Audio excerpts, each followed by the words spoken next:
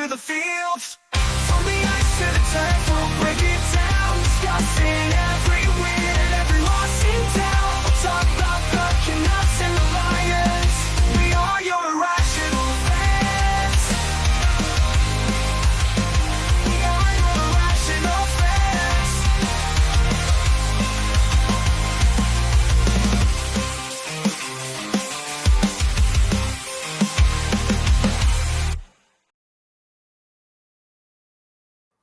Ladies and gentlemen, we are sort of live with episode 111. Just a note, we are pre-recording this on Tuesday. Doesn't really change much with the Canucks' future, but I am, of course, your host, Jake Hughes, alongside the old man. Old man, how the hell are you doing today? I'm really good, except for the fact that it's over.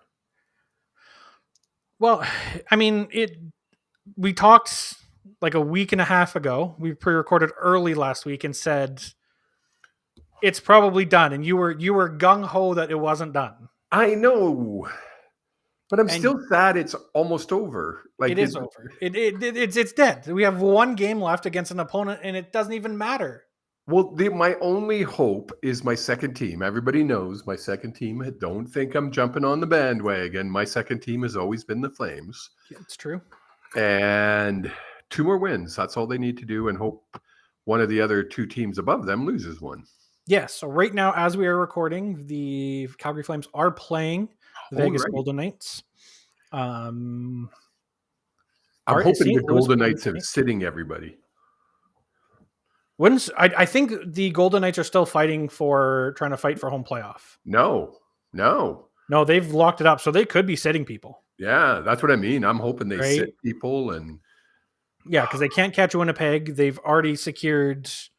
Yeah, so really all they have to do is not play hard for the Flames. And now, if the Flames get in, do they play Winnipeg or do they play They'll play Winnipeg. Oh, would they? Okay. Yeah. So who would bad news for the Flames right now. At the end of the first, the Blues are up 4-0 on the Utah Hockey Club. Oh. However, it started the second period, or 5 minutes into the second period, the Ducks and the Wild are tied. Oh. So now, I think I'm just going to pull up the standings, because somebody told me there was only one way they could get in. And so I'm going to look again and see. Both teams have to lose. Well, because that's not true. No, that's not true. The Flames would end up with 96 points. Yeah. If they win out. Yeah. So if either one of them win this last game, they lock it up. One of them has to lose, because if Minnesota loses, they have 95 points, and they have to lose in regulation. Yeah. Then if the Flames win their last 2 games, then they're at 96 points. Yeah. Right? Do you remember St. Louis? If the score stands right now in the St. Louis, there's still a lot of hockey to be played. St. Louis will be at 96 points, and they would have more wins than Calgary. Yeah, because the most Calgary could get is 41 wins. No, that's not true, because the first tiebreaker is wins. The greater number of wins won, excluding games won in overtime or by shootout. Yeah, so regulation wins. This figure is reflected in RW column on NHL.com. RW, if the Flames win both their games in regulation, puts them at 32. No, puts them at 42, and the St. Louis has 43. RW, so not the wins column, wins excluding overtime and excluding shutout wins or shootout wins. RW. So 30, and Calgary Flames win 2. That puts them they would be tied if the Blues win tonight in regulation. What's the set? Exclude one. This is ROW. ROW. The Blues would win. The Blues would end up. The Blues would definitely still win. So you need Utah to come back, and you need the Ducks to beat the Wild, or just have the Ducks beat the Wild. One of the two. And you still need to win out. And you still need to beat Vegas and LA. Yeah. That's their last 2 games. So it's tough road to go by. But there's still a chance. Still a chance. However, as we talked about, Canucks officially eliminated. We are recording this on Tuesday, so the day before the Canucks' last game, meaning the best that the Canucks can do is finish with 92 points. The thing that really chaps me is we talked about how weak the Pacific is and everything at the beginning of the year and throughout the season. Oh, the West is weaker than the East. Mm-hmm. 92 points would comfortably be 3 points ahead of Montreal Canadiens right now. Thank you. In the last wild card. Still a wild card team. But still. Well, and it depends. If you're in the Metropolitan, that puts you third. Yeah, right? So I'm going to ask a bunch of questions. We're going to do this a little bit differently because Jake's going to be on the hot seat. Lucky me. Do we want to talk about some like quick hit news around the team before we start dissecting the season? Yes. So the Canucks announced this week that they had shut down Elias Pettersson 40, the forward, Philip Hedl, Tyler Myers, and Derek Forbort. Derek Forbort, I don't know if you watched the game because I know once the games became less important during the Minnesota game on Sunday, there was the fight Derek Forbort had. I just want you to watch it because I don't think you've seen this. Based on your reaction before we started talking, I just want your reaction on this. So okay. I'm going to share it here and I'm going to mute the audio so that way we don't get in too much trouble. But so we'll come through here. And it'll cut to the fight.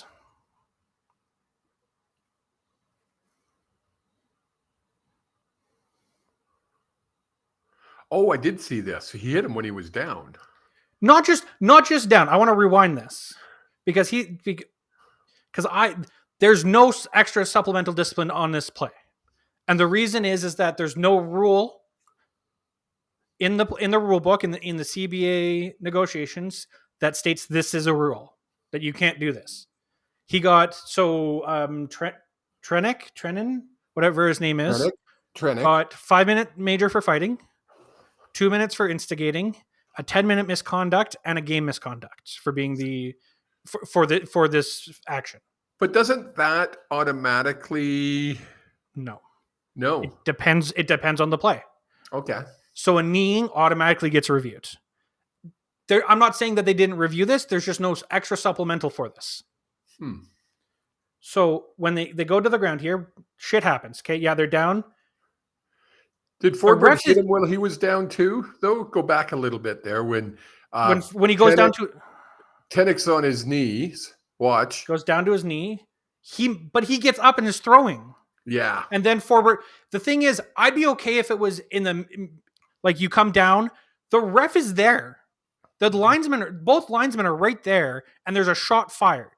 Yeah, so it should be a To me, that it's not a rule. No, it's not. So he didn't break a rule. It's just poor sportsmanship. That's why he got the game misconduct. Yeah, I get it, but that needs to be something that the league looks at. Yeah, next year. I hope so. The last bit of Canucks news before you put me in the hot seat. Elias Pettersson's training questioned by Patrick Alvin. Quite outright said he didn't come into the shape that's required of an elite player in the NHL. And has asked Pettersson to stay behind in Vancouver through the offseason so the Canucks can keep tabs on his training. Can they do that? They can. He can't train with any Canucks personnel on ice. He can, however, have check-ins. That's totally fine. It's totally within your right to have check-ins with players. Okay. You can ask a player to do anything. The biggest concern is where is he going to skate? Because the Canucks don't have a practice facility that he can just rent out. Yeah. I mean, there's lots of ice in Vancouver. There's lots of ice in Vancouver. That's all used all year round. True enough, right? Has Pettersson come out with any? I didn't hear any of this because I've been I shut down. I have to admit, I'm pissed off. I shut down. Have we heard anything from EP? I have not. I'm assuming obviously there'll be media day after, like at the end of the season. I'm assuming he'd be there for media day. I would assume so. Interesting. Going to be an interesting off season then. Very interesting. Yeah. Lots of news to come out of Vancouver. Obviously a big off season for the management team. Even the Toucan's upset about it. I thought maybe the Toucan was so upset he left and was. No, he would never leave me. Oh, yes. I get it. Toucan says, better luck next year. That's basically what this year is. So, let's break down the year that was. Yes. What the fuck happened? Well, remember last year we talked at the very beginning and Patrick Alvin had a press conference and I think it was right at training camp and he said, if everything goes extremely well, this team will be a playoff contender. And then we won the Pacific and everything went right. Everything went right. And 365 days later, everything went wrong. Okay, so that's an easy... It was funny. I was watching... I think it was Securis and Price had a poll out. Alvin says the reason the Canucks season was a disaster was because of injuries. Is that an excuse or a reason? I think it all depends on how you view it. Well, to me, how do you view it? To me, it's a causation of a collapse of a core. So you have a very young captain. Yes, we think the world of Quinn Hughes, but a very young captain who we all know isn't the most outspoken. Mm-hmm. Well, apparently in the locker room, he's more outspoken. Yeah, fair. When it comes to public persona, very, very, very soft demeanor, not your hard captain. And I think, again, I think everything started back in the off season with Thatcher Demko's injury. Yeah. And I guess that was really the playoffs last year. It was when that started. An injury that no one has ever had in professional hockey. Yeah. An injury that only a handful of other athletes have ever had. Yeah. Meaning you didn't even have a lot of sports science behind how to heal it, how to rehab it. There's a couple soccer players who've had this injury. That's it. Yeah. I think that's where everything started. And then you had one of the biggest bright spots of last year, Dakota Joshua, getting cancer, having to go through cancer treatment and not being able to start training camp and be delayed on that. Well, he was not in the league. He wasn't in this season shape, I'll say, until 3/4 of the way through. Really. I was going to say until February, March. And I don't blame him for that. Like it's hard to get up to speed after that. But also once you're in the season, you're never at your peak performance. You're dealing with all sorts of different things. Exactly. On top of that, last year, Hughes missed all but one game in which he wanted to play in. Demko, Miller, EP40. No, not EP40. Besser. Yep. Missed one game combined between the four of them. Yeah. So yes, are injuries the reason for this collapse? I think it has something to do with it. But I also think if you average out these two seasons, and it's something that I haven't heard a lot of people talking about. If you average out these two seasons and say, okay, where is this team? They're in the first wild card, third spot in the Pacific team. And I think based on true talent, that's where this team is. Yep. We've had the highs of everything going right, and we've had the lows of everything going wrong, including losing, which again amplifies issues in the locker room between Pettersson and Miller, right? If we were winning through the first stretch of the season, that never would have come up. We would have never had to move on from Miller. Miller would still be a Canuck. Yeah. 100%. Would an early playoff exit make those issues okay? Maybe we do need to look at something this offseason. Yes, but it's a very different conversation. Right. So I'm gonna just jump in because I have questions I want to just touch on, and if I don't, I'm gonna forget. Yep. Was the Miller EP40 situation handled correctly or incorrectly, and why? From a coach and captain perspective, I think it was handled perfectly. I want to highlight that. I think from a management perspective, much like many of the departures from the Vancouver Canucks from this Jim Rutherford, Patrick Alvin situation, it was handled in the worst case scenario. Now explain why. So, in my opinion, the reason I say the coach, I'm separating coach, captain versus management is because from all accounts, from everyone who's done anything, knows anyone, the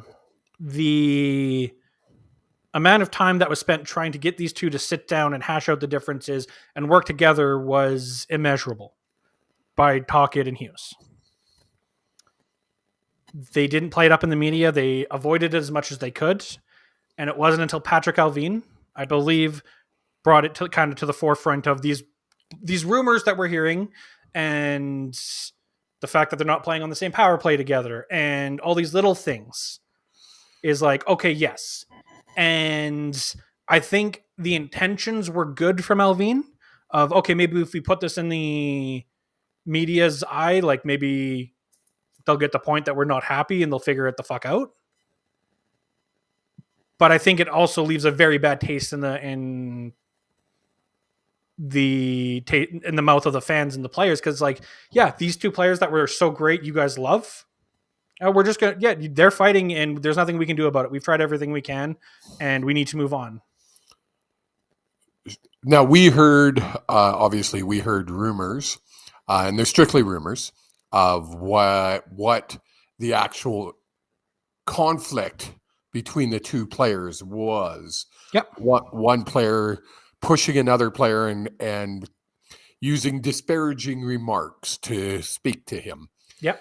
And if that's true, and if the whole 10 game, the whole disappearance of JT Miller mid-season for no reason whatsoever. Suspension, supposedly. Now, from what I'm hearing, and you tell me what's your thoughts, owner stepped in and said, Miller's got to go.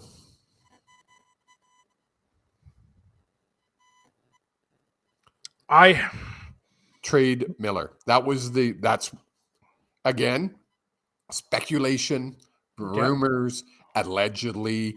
I could go on and on to cover our own asses so we don't get sued, but that is what it wouldn't be behind the scenes people are saying. It wouldn't be the first time that the owner's gotten involved in player management decisions. Nope. Right. So I don't see, I mean, the way they handled it, they had to move someone. Yes. I think it would have, and I've been banging this drum. I don't think good or great organizations trade away players like Elias Pettersson. Or Miller, for that matter, in my books. I mean, he's gone out. How many goals did he score since he was traded? It was insane. No, he had an initial burst, and really? He had an initial burst and did what he normally does. Okay. So in 40 games with the Canucks, he had 9 goals, 26 assists for 35 points. Okay. In 31 games for the Rangers, he had 13 goals and 21 assists for 34 points. So that's not bad. That's a 70-point getter in 71 games. So you're at an 80-point pace. That's still 20 points down from where he was last year. Yes. Well, I mean, everybody's down from where this team was last year. Let's face it. Looking forward, let's just try to forget this year. Yep. Which honestly is going to be hard to do because you and I mean, we had so many different guests on preseason, before the season started, during the season, that we had such high expectations of what this year was going to be. I know it's a tough pill for this old man to swallow because, damn it, I'm 60. I'm what do I got, another 20 years that I'm going to be senile enough to actually know what's going on? What does this team need to do to take it to the next level? It's such a cliche way of saying it, but you understand what I'm saying. So, I mean, I pulled up Cap Friendly here. The biggest thing is, I mean, we're losing Brock Besser for nothing. That's signed, sealed, and delivered. Is it? He's gone? I don't see a way it's being fixed. But hey, anything is possible. Yes. So okay, let's just go based off the fact that right now Brock Besser's not signed. Okay. That means we need a top 6 scoring winger. Really, ideally, a top 3 scoring winger. Yes. We need a top 6 center because as much as I like Hedl, he is not going to be your second line center. Well, and how healthy can he stay for a whole season? Yeah. Right? Yeah. So those are our 2 main areas.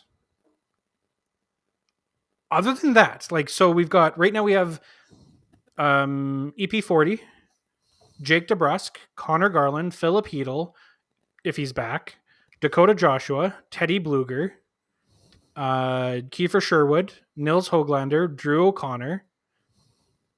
How many players is that? 9. So we got 9 players. We need 2 more, so that's 11. So we need a third depth player, but that can easily come from on a Nils Amon, a Linus Carlson, a Ty Mueller, an Atu Ratu, one of those guys who we're playing right now, a Max Sasson, who have potential, or as an easy free agent signing. So to me, that last forward is kind of a who cares. So you're in the same agreement as I am, is don't touch our defense. You don't need to tinker with the defense. Well, there's always tinkering that can be done because I don't think the free agent class that is out there is going to be able to fulfill the needs that we have. No. And I looked at it and it was like, who do we go after? Let's look at all the free agent defensemen. Who do we go after? And that would change our defensive core enough to make it that, to give it that much of a jump forward.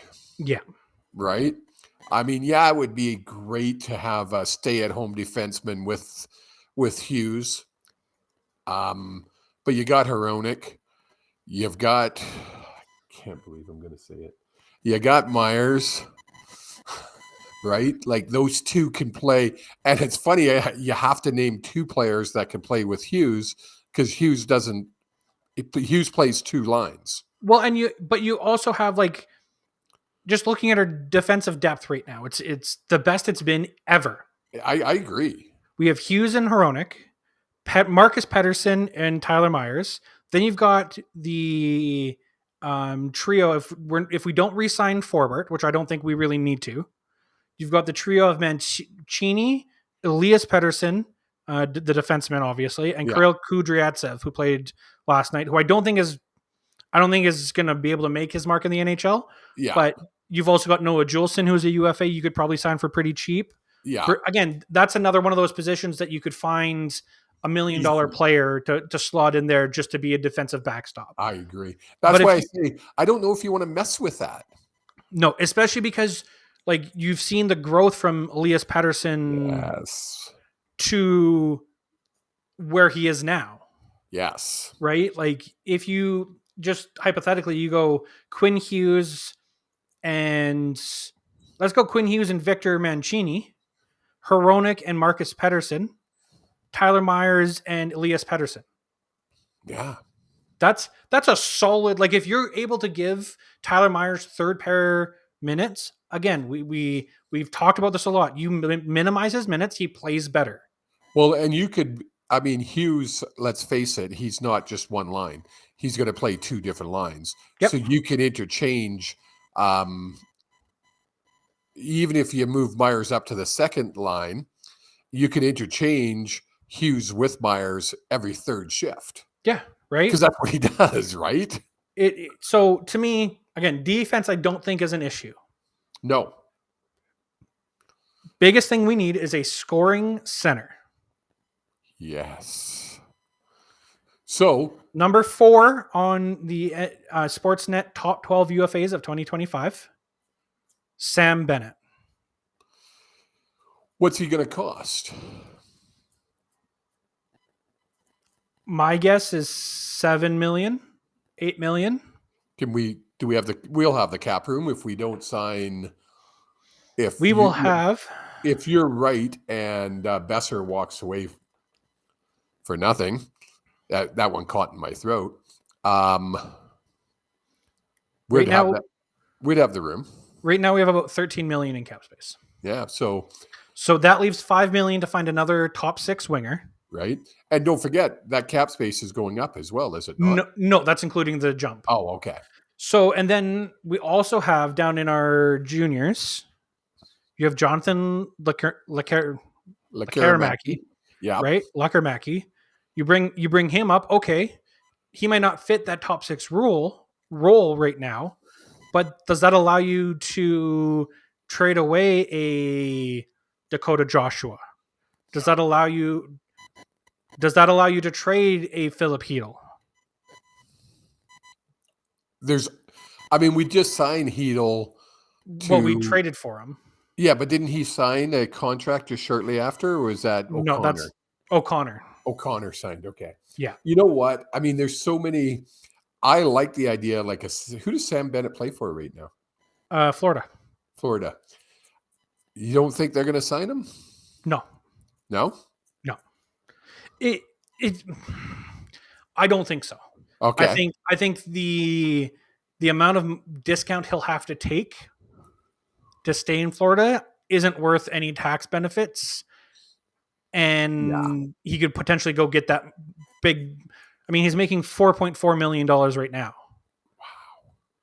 And it wouldn't surprise me if he got 8.5 for 8 years. He's 29. Cap room does Panthers have? Let's find out. Panthers. Just out of curiosity, just throwing cap projections, poop in the air. 19 million right now, but oh wow! But they have to. So they have Sam Bennett, Brad Marchand, Nico Sturm.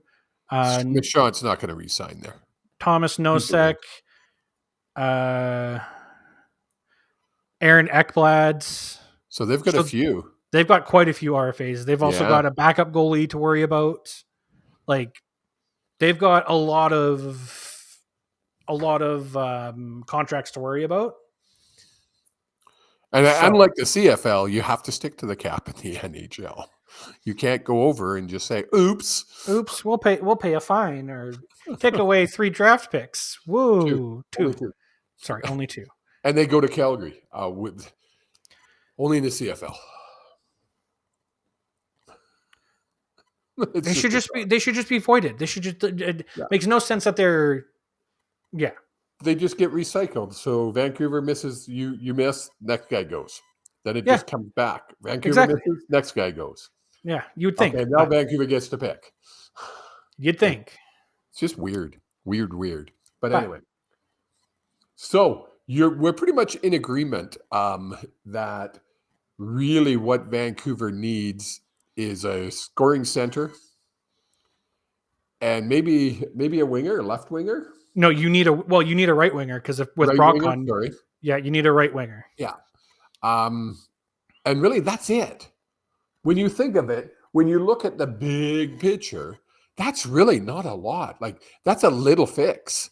Yes, you signing that top, the number 1 forward is not a little thing, but it can be done. Yeah, if people look at Vancouver. And when I say people, players, and they're like, "Oh, there's a playoff team waiting to happen." I could go there, and I could be the catalyst. I could be the guy. I could be the man. You want to put yourself down in immortality? Yeah. You bring a cup. You bring a cup.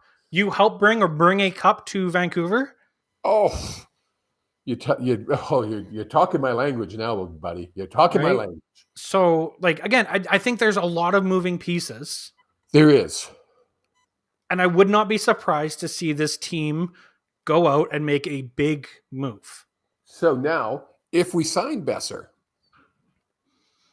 then what do we need? Just that scoring center?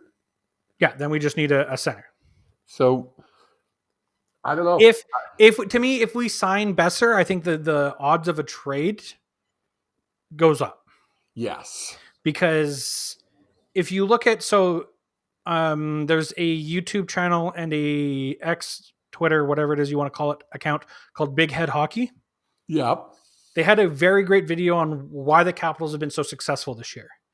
And it's all about being able to move the puck with a defenseman, have a defenseman join the rush. Yep.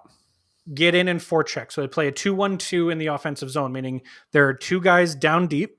Yep. They have one guy kind of in the bumper central position, and then your two defensemen. This allows you to stop those odd man rushes because you're that's F3. Exactly what Vancouver plays. Precisely. The problem is Elias Pettersson, when he's skating well, is very fast. Yes. Jake DeBrusk, not so fast. Not so Connor fast. Garland, fast. Philip Hedl, fast. Dakota Joshua, not so fast. Teddy Bluger, not so fast. Kiefer Sherwood, fast. Nils Höglander, fast. Drew O'Connor, fast. Now, of those guys I named, Drew O'Connor, Philip Hedl, Kiefer Sherwood have all been brought in rather recently by this management team. Yes. What is the biggest downside of Brock Besser's game? Speed. He doesn't have it. Yeah. Great hockey player. Fantastic shot. Can think the game and can avoid being closed in on things like that because he's so smart with the puck. Yeah. But if you're playing that speed game that Rick Tocchet loves and seems to be working, is Brock Besser a fit? Maybe not. Then you let him walk. You can't sign him and then trade him because he'll have a no move clause in there. Right? Other thing that I noticed with our forwards is how small they were, especially in comparison when we were playing like Vegas or the Capitals, because you brought them up. They looked smaller and we were being pushed around, especially on the boards. Right? I think we need that if we're going to make a trade, which I agree, I think there's going to be a trade made, we need some muscle. And I don't mean bringing a goon. I mean somebody that can forecheck, like a Sherwood. But somebody who can also put the puck in the net. But I mean, Sherwood's a nominal. What's the word I'm looking for? That's not anomaly. Anomaly this season because we got him for peanuts and a frozen puck, basically. 1.5 for another year. And he's just been phenomenal, like just lights out phenomenal. So I don't think we need another forechecker. I don't think we need another one of those guys. Putting together in my brain. Oh God. We're just gonna go mysterious center for C because obviously there's going to be a signing or a trade. But you've got Elias Pettersson, Jake DeBrusk, and Connor Garland on your top line. DeBrusk and Garland can both score. They both got fantastic hands. Your mic's doing that thing again, by the way. And Elias Pettersson's your trigger guy and can get back defensively. Interesting. Is it still doing it? No. Okay. Right. Then you've got mystery center. Yep. You've got Dakota Joshua. And you've got Kiefer Sherwood. Okay. Muscle and forecheck. Yep. Okay, continue. You've got Philip Hedl, Nils Höglander, and Drew O'Connor. That's your top 9. The last 3 you can figure out from there. Yeah. To me, that's 2 people who can forecheck and play well on the boards and a trigger man. That's what you need in that type of system. Now you look at that top line, though. that whole forechecking goes out the window because there's nobody there that can. Garland? Well, Garland's small though. He's like 4 foot nothing, and like yet he looks like a midget. And yet he is the target number one for every single fan base that plays up against us and every other team that plays up against us. So it's not about size. He's a nuisance. Players hate playing against him. Jake, no matter what she tells you, it's always about size. It's never about size. It's about the emotions.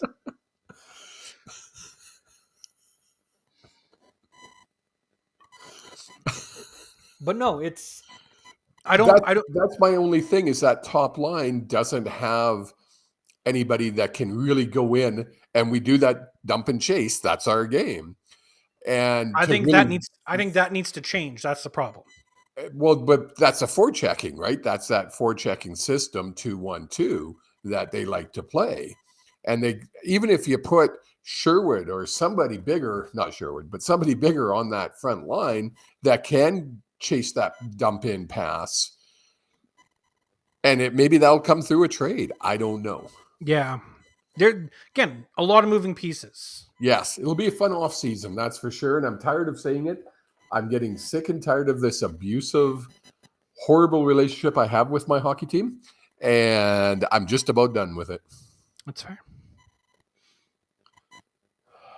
Until next season starts up again, and you'll be number one fan. We're making the playoffs. I hate them. Hate them. Go Flames, go. Go Flames, go. And then goaltending. I mean, we have one of the best goaltending duos. Oh, yeah. I don't think goaltending is a problem. Can we talk CFL? We can talk some CFL. Now, you had a kind of a cool experience over the weekend. Was it the weekend? Yeah, it was the weekend, I guess. Yeah, my days are all messed up. You got to go up to Edmonton and attend a reffing seminar. Is that correct? Yeah, an officials camp is what they call it. Officials camp. Tell us about it. It was put on by the great folks at Fox 40. Basically, was a seminar where we talked about different rules, how to stay prepared, how to analyze things, how to again. Most people will know the saying like 80% of your day is dealt with 20% of the problems. In officiating, it needs to be the opposite. You need to spend 80% of your time to focus on 80% of the stuff that happens on every single play. Yeah. Because if you know 80% of the 80%, the other 20% will make sense because it's this piece and this piece and this piece all glued together. Yeah, that makes sense. That was a lot of our conversation, just basic communication, pass interference, what is, what isn't, how to call it properly. How to, again, communicate without communications. Luckily, I'm in an organization where we do have ref comms, so we're able to talk throughout the plays or even before or after the plays. Yeah, we have radios. So, okay, very cool. Literally, as long as everyone has a radio on the crew, you can go, hey, what did you see on that? Or, hey, tell the bench this is what the penalty is. Because a lot of the time, especially at the younger leagues, they'll just look to the bench and say, what's the call? Like, what do we accept? Do we decline? Yeah. Right? It's not until kind of high school where it's like, okay, we'll let the kids make the decision. Unless it's last 3 minutes and it's kind of a big thing where it's like, you have 3 options here and they're all very, like, all depends on how confident you are in your defense or your offense or things at the time. So who put, like you say, 44, whatever it was called? Fox 40? Fox 40, thank you. So Fox 40, who is Fox 40? It is run by Dave Foxcroft. Who is? He was I'm looking it up right now, 23 seasoned veteran in the CFL officials.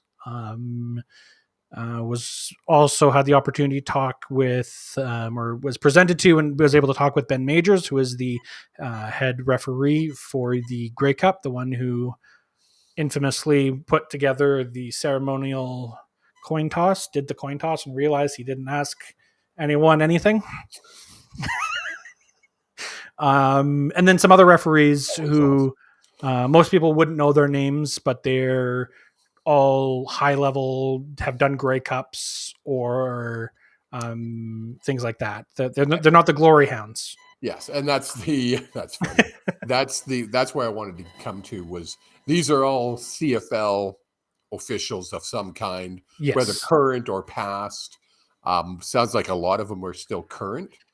Almost all of them were still current, Yeah. in some way or another, because even though Mr. Foxcroft is no longer on the field, he still is in the replay officials booth. So and it's not, I want to make sure that it wasn't from Foxcroft. Is that his name? Yes. It wasn't from Mr. Foxcroft that brought this correct information up, just because we talked about him just before we said it. Said in pieces. Two different, on the same train of thought, different pieces. So you got a piece of insider information that we were kind of going back and forth off air, whether we were going to share that information. And we decided we were going to choose our words very carefully. Very carefully. And I want you to talk about what's going on. Yeah, so the CFL and TSN are in talks with the what is it? The CFLPA. No, CFOA, the Canadian Football Officials Association. Oh, okay. And the CFLOA, so the Canadian Football Officials Association, because there was such confusion during, I think it was the Grey Cup. Yeah, it was. Where there was a blocked punt. Yeah, it was a blocked punt. And then there was illegal interference on a loose ball. Right. Which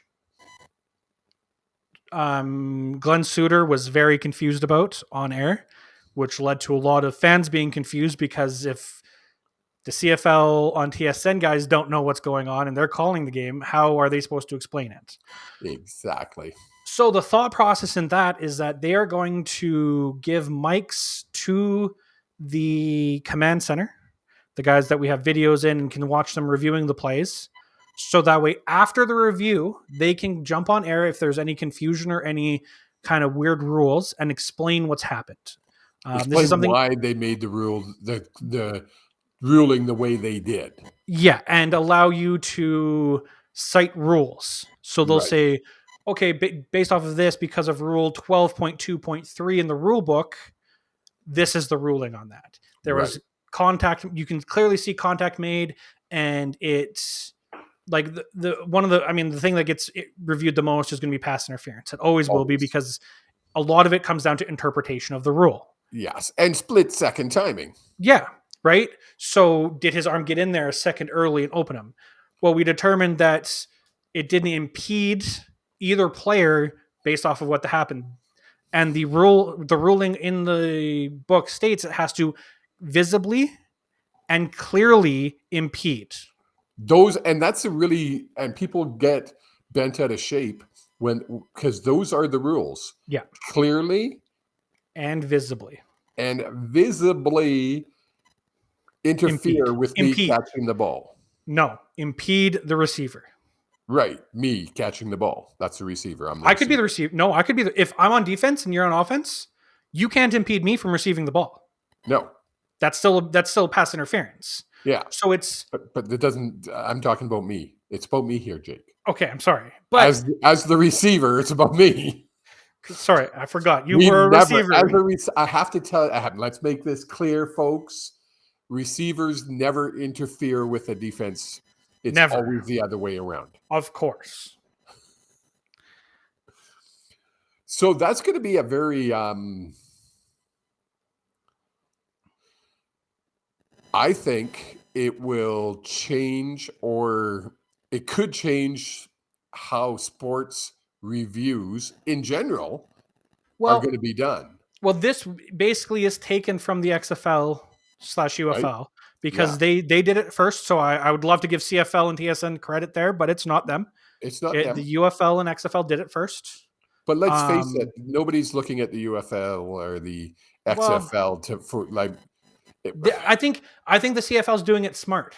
So is the NFL. Is let them stay alive as long as possible and let them come up with these crazy new ideas. because they need viewership. They need something crazy to catch the viewer. Yeah. And see what works and what doesn't work and what helps and what doesn't help.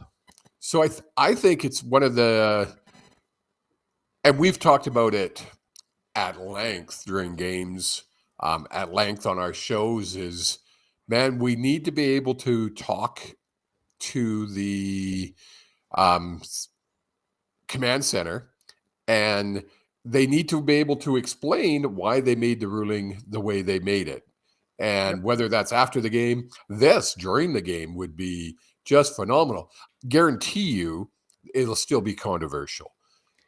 But I think being a Lions fan, I'm going to be biased.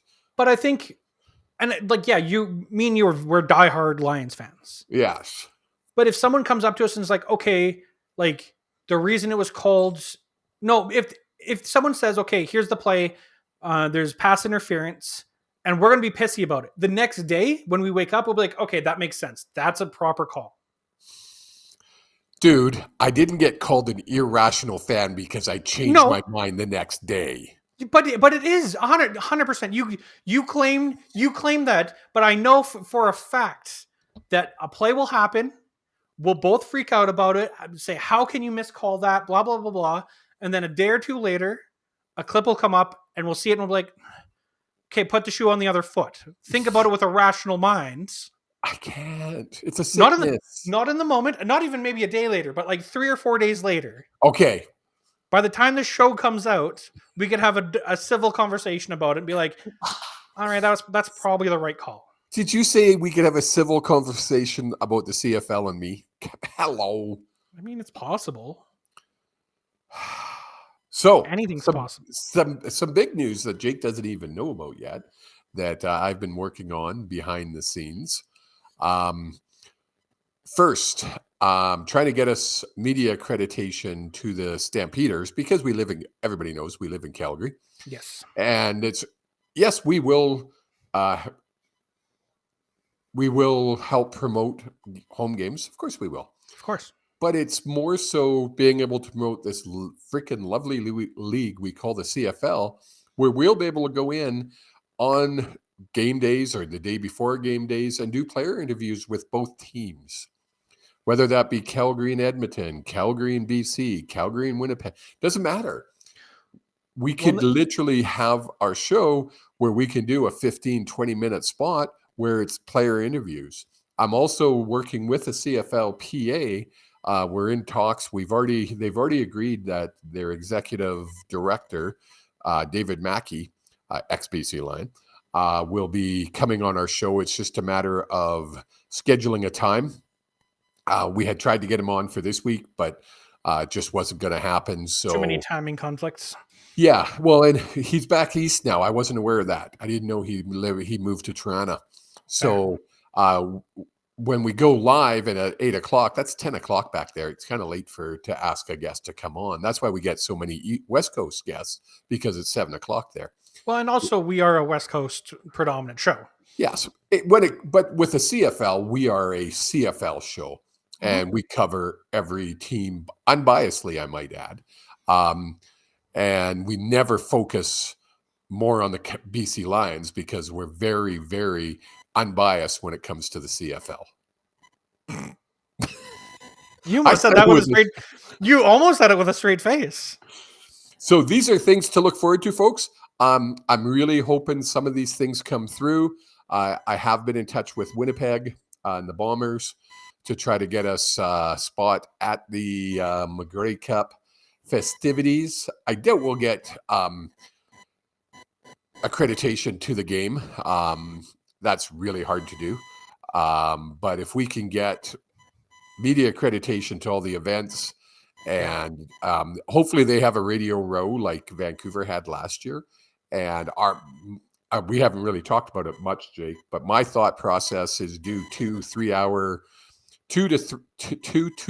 hour shows every day, starting like the Wednesday or the Thursday, and do Thursday, Friday, Saturday, and just have guest after guest after guest lined up. Yeah. And it'll be really informal. It'll be really cool, guys. And these are things that I get that wake me up at night, literally, and I get excited about. So stay tuned. Well, he's old, so he wakes up multiple times throughout the night. So I gotta go pee. yeah, exactly. One other bit of information that I have obtained. Yes. Should we talk about that as well? Yes. Because I forgot already. The stadium naming rights, as of right now, is soon to be announced, supposedly, allegedly, For according to who? my source, for Hamilton. You didn't say that. You just said stadium. Oh, the Hamilton Stadium rights, what was the Tim Hortons Field, will now be I called... never win stadium. I don't think it's a whole new field now. Oh, okay.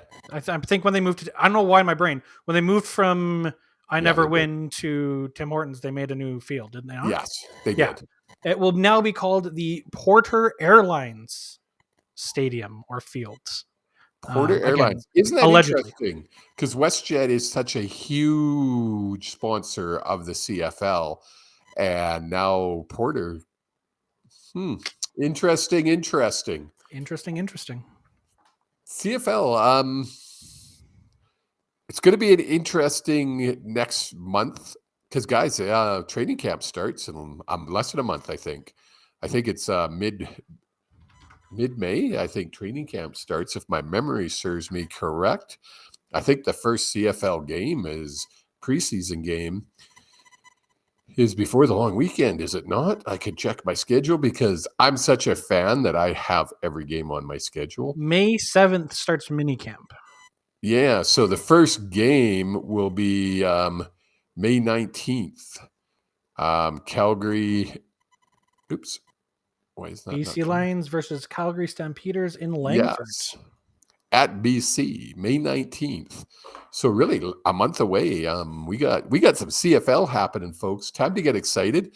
Yes, I can turn the switch and I can forget about my Canucks and I can concentrate on the fact the Lions are going to go into Winnipeg and win the cup. You heard it here first, because guess what's going to be returning very, very soon? What will be returning? Old Man predicts. The fans want it. I don't know about the fans, but the old man wants it. I want my own song again. Well, maybe we can spruce it up, get you a new song. Okay. Sorry, I wanted to bring this up before I forgot. Did you see that the Stampeders have introduced a new bowl to the CFL? Oh, yes. I was like, what the? So now we got a new bowl. We got the Banjo Bowl with Winnipeg versus Saskatchewan, which makes total sense because that came out of generic, just kind of happened. And this is the Stampede Bowl on July 3rd. And who will they be playing? The Winnipeg Blue Bombers. It's just bizarre to me that why wouldn't they bring the bowl in for maybe Labor Day? Because that's already a big enough game. Yeah, it's true. That's already a big enough game. Yeah, and they want to make another big game. But do they? I mean, yes, there's lots of Winnipeg fans in Calgary. It was just a weird to me. I think it all has to do with the date. Thursday, July 3rd. What happens every year? Well, the Stampede, of course. It has to do with the fact that July 3rd is the day that the Stampede opens. Yeah, of course. Okay. The 4th is the day it opens. So they're trying to build that, hey, you're in town for the Stampede for opening ceremonies. Come on out and watch the Winnipeg Blue Bombers in this big thing, and we'll have a concert from Bret Michaels. Huge. For people born in the 60s. Huge. For people born in the 60s. When was the last time he had a top 50 charting song? Find me that out. Okay, you keep talking. I think it's a great idea. I think again, to me, the opponent is kind of weird. If it would have been BC or Edmonton, it would have made a little bit more sense. But hey, look, Winnipeg fans travel.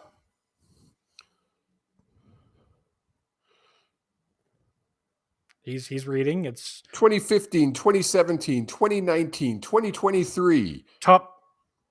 Okay, Yes. where did they rank? I don't know. Want to do something right? You got to do it yourself. Every rose has its thorn. Come on. I think it'll be a sellout because of Bret Michaels. I think enough people will want, and it's. I mean, people. Yes, he's an older singer. Yes, look what happened when they brought. Who did BC Lions bring in last year? 50 Cent. 50 No. Cent. Yeah. 50 Cent. They freaking packed the place. 50 Cent is a star on a whole different level. What the fuck are you talking about? I think it's a good move. It's the start of something, and to be able to get a caliber of a Bret Michael, that costs money. Come on. We're talking Seasick here. They're not known for spending money on the stamps. That's true.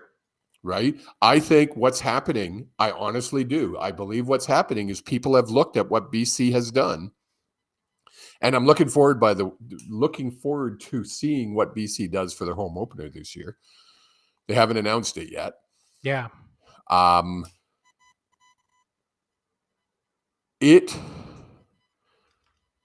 is going to become a thing across the league where they start bringing in a big name. Bret Michael is a big name, whether you want to admit it or not. He's a big name, and he's a draw to watch, and then people are going to watch the game on top of it. So I think you're going to see more and more teams doing this. I definitely agree that more and more teams. I get it. It's Stampede. It's that right era for the CFL fans.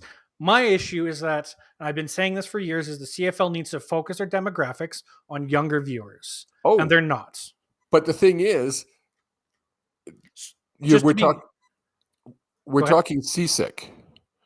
They're not going to pay to have 50 Cent come in. No, but you don't even need to pay for 50 Cent to come in. Then who?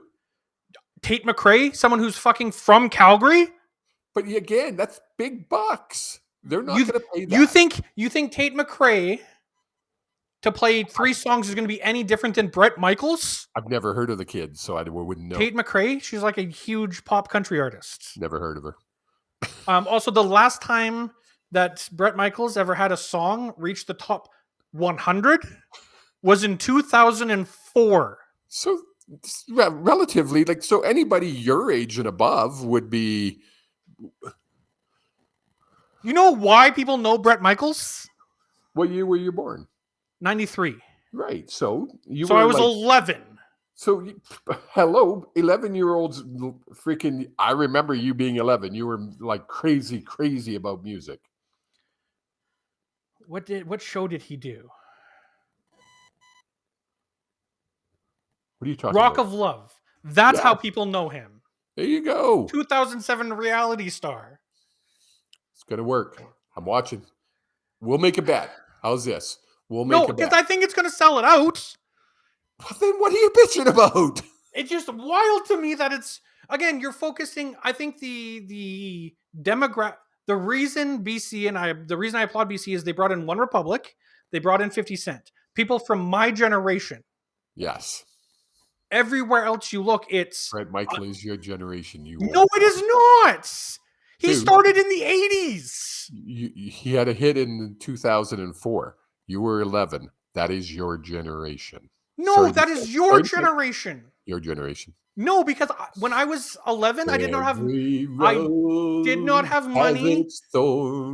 not have money to buy an album. No, you made us buy it for you. I don't think you guys ever bought me an album. Do you remember? Oh, that's not true. Do you remember driving home? We bought Amanda. It wasn't Bret Michael. It was Kid Rock. Kid Rock, and you guys were like, and I was like, maybe you probably shouldn't buy that. You guys, you don't know what you're talking about. It's great music. Well, the one song was great. The second song, not so much. I want to bang, blank, blank, blank. What the? Pushy Jack. Hey, you guys didn't listen to me. That was funny. But yeah, we're getting big into CFL season. CFL, I'm looking forward to it. However, this next month is going to be tough because we're going to have to talk about everything else going on in the NHL. No, we don't. We don't. No. So then what are we going to talk about? Timeout. We can break down the CFL game by game and make predictions. We can talk about off-season Canucks stuff, and we can talk about Mr. Toucan becoming the mascot. We can. There's all kinds of stuff we can talk about rather than the playoffs. Hell, we could talk curling if we have to. No. Nope. I will not do it. How about cricket? Nope. Baseball?